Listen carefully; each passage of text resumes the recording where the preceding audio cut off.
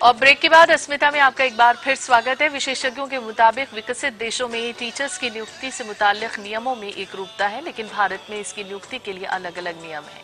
देश में टीचर्स की नियुक्ति से संबंधित एक रूपता होने से शिक्षकों की डिग्री को सभी जगह इज्जत की नजर से देखा जाएगा और उनकी डिग्री को लेकर किसी तरह का कोई शक भी नहीं रहेगा। लेकिन ये एक बड़ा और जटिल काम है। किस तरह से केंद्र और राज्य में समन्वय बिठाया जा सकेगा? क्या प्राइवेट स्कूल्स भी इसकी परिधि में आएंगे?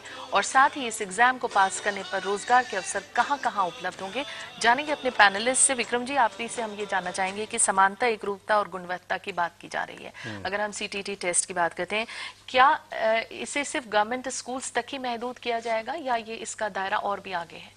ये सीटीटी को आप राइट टू एजुकेशन एक्ट के साथ देखिए, ये दोनों एक जुड़ा हुआ है। राइट टू एजुकेशन एक्ट के तहत ही ये सीटीटी का जो भी ये बना है। तो इस एक्ट के तहत कक्षा 1 से 8 तक जितनी भी स्कूल हैं, वो प्राइवेट स्कूल हो, गवर्नमेंट स्कूल हो, जो भी सरकारी गैर सरकारी, हर स्कूल के लिए ये जो न्यूनतम जो मापदंड बनाया गया है एनसीटी द्वारा, वो सभी पर लागू होंगे। तो जो टीचर एलिजिबिलिटी टेस्ट है वो भी हर तरह के स्कूल पर लागू होंगे।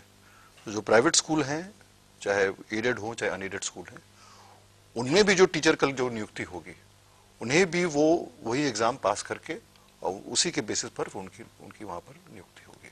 सर्टिफिकेट तो उन्हें दिखाना होगा कि उन्होंने सीटीटी पास किया है। सर्टिफिकेट के बेसिस पर ही फिर वो आगे रिक्रूटमेंट की प्रक्रिया शुरू होगी।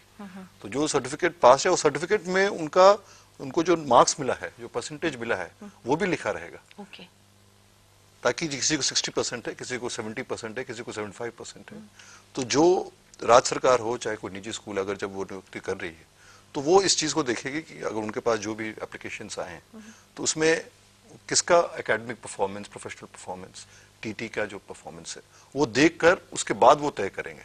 तो एक तरह से गुणवत्ता के लिए बहुत बड़ा मापदंड होगा। मीरा जी, वही बात आगे थोड़ी सी बढ़ाएं, क्योंकि विदेशों में ये पैटर्न काफी पहले से है जिसे हम अब अपनाने जा रहे हैं, लेकिन हमारे देश और बाहर के देशों की बात बिल्कुल अलग हो जाती है। जिन सुविधाओं और जरूरतों की है, तो क्या हम वो मुहैया सब कुछ करा पाएंगे? देखिए, कभी ना कभी तो शुरुआत करनी ही होती है। हम हमेशा ये नहीं कह सकते कि हमारे पास रिसोर्सेज नहीं है। काफ़ी कुछ तो ऐसा है कि रिसोर्सेज हैं और वो पड़े हुए हैं और हम यूज़ ही नहीं कर पाते क्योंकि हमें उसका मालूम ही नहीं है या उसका ओरिएंटेशन ही नहीं है। तो टीचर एलिजिबिलिटी टेस्ट इंडिया में भले ही स्कूल सेक्टर में अभी आया है, लेकिन हायर एजुकेशन सेक्टर में तो बहुत पहले से है, यूजीसी नेट। तो विदेशों में स्कूल के टीचर्स के लिए भी था, इंडिया में कॉलेज के टीचर्स के लिए था, और अब हम इसको स्कूल लेवल पे भी ला रहे हैं। तो आपको ये लगता है कि हाँ, जिन जरूरतों या सहूलतों की जरूरत होगी वो सब हमारे पास पहले से मौजूद होगी? हमारे पास पहले से मौजूद हैं। हम तो ऑलरेडी, हमारे पास इतने रिसोर्सेज हैं। ये बात जरूर है कि आज से 10 या 20 साल पहले हम रिसोर्स क्रंच की बात करते थे, लेकिन अगर आप 11th 5-year प्लान का बजट देखेंगे तो वो हमारा काफी कुछ बजट तो अनयूटिलाइज्ड ही है। बिल्कुल। तो रिसोर्सेज की कमी आज की तारीख में हमारा शिक्षा विभाग नहीं महसूस करता। सुदेश जी, एक बात जो बहुत अहम निकल कर आई, शिक्षक और छात्र का जो रेशियो है वो कहीं ना कहीं गड़बड़ाया है।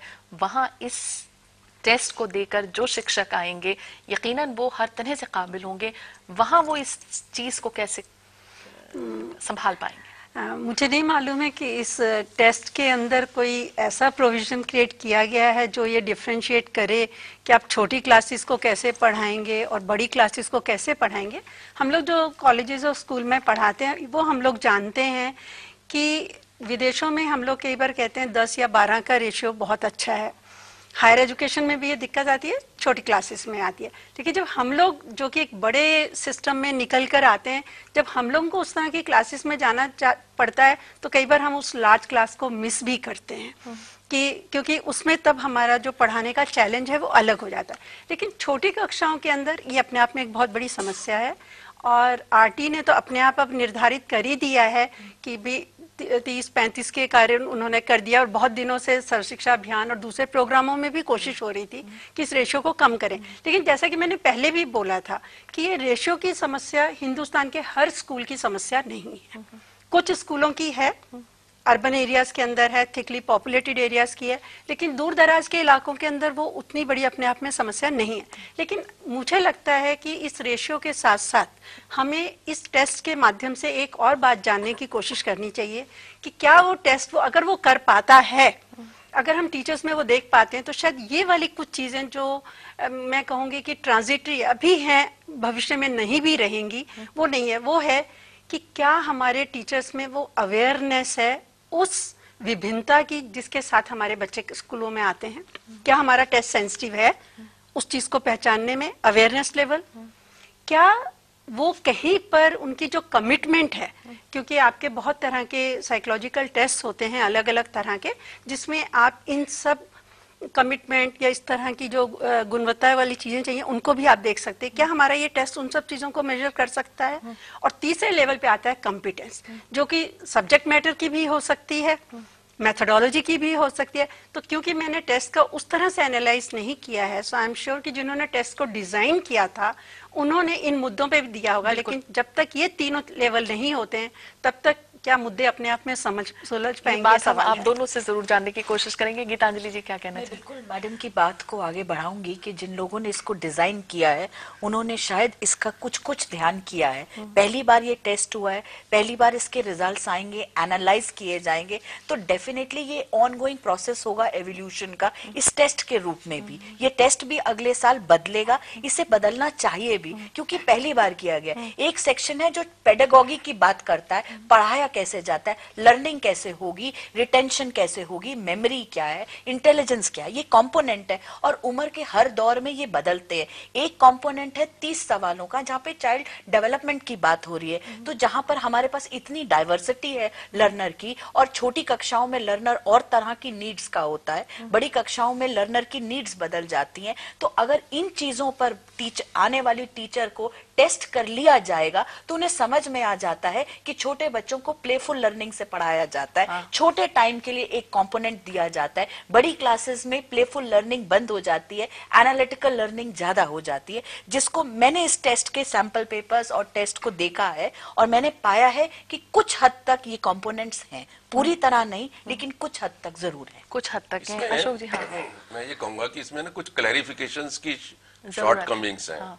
जैसे कि एक्ट में या ये जो नोटिफिकेशन है इसका टीचर एलिजिबिलिटी टेस्ट का, इसमें कहीं भी ये क्लैरिटी नहीं है कि एक स्टेट में जो एलिजिबिलिटी टेस्ट होगी स्टेट लेवल पे वो दूसरे स्टेट के लिए क्या भी उसको माना जाएगा, या जो सेंट्रल में हो रही है वो क्या पूरे कंट्री के टीचर्स के अपॉइंटमेंट्स के अंदर माना जाएगा। क्योंकि क्लैरिटी नहीं है तो क्या होगा कि लिटिगेशन बढ़ेगा।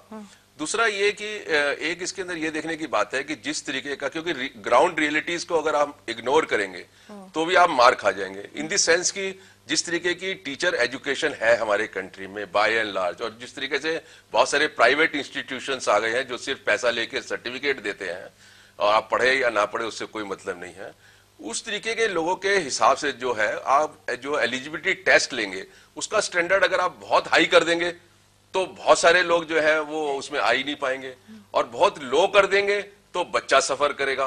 तो इसमें बहुत बड़े चैलेंज है मेरे ख्याल से। दोनों में से कोई रिस्पॉन्ड करना चाहेगा इस पर हम जरूर रिस्पॉन्ड करना चाहेंगे कि जब ये जो स्ट्रक्चर बन रहा था, ये गाइडलाइंस हम लोग जब बना रहे थे कि टीटी किस प्रकार का हो, तो उसमें सब जगह से सब तरह के लोगों से चर्चा हुआ था, विशेषज्ञों से, राज्य सरकारों से, और तो उसमें ये जरूर ध्यान रखा गया था वो कि पहली बार ये होने वाला है देश भर में, तो एक जो बैलेंस होता है, क्वालिटी का balance and also for numbers, दोनों का एक बैलेंस करना कि हमें किस तरह के टीचर चाहिए, उस पर काफी क्लैरिटी है, और हमारे पास इतने वेकेंट पोस्ट हैं उसके बारे में जानकारी है।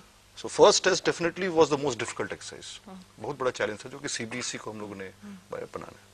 जो दूसरी बात अग्रवाल साहब ने कही थी कि इसमें वो क्लैरिटी रहना चाहिए कि एक राज्य का टीटी क्या दूसरे राज्य में मान्य होगा, इस पर भी काफी चर्चा हुआ था, और उसमें जो निजी स्कूल हैं उसको हम लोगों ने, उसके बारे में हम लोगों ने बोला कि निजी स्कूल के पास ऑप्शन है कि वो या तो सेंट्रल टीटी को माने, चाहे स्टेट टीटी को माने, चाहे दोनों माने, उनका ऑप्शन है वो, because that is they are a private management, they can take a decision, उनका अपना जो भी यार्डस्टिक है।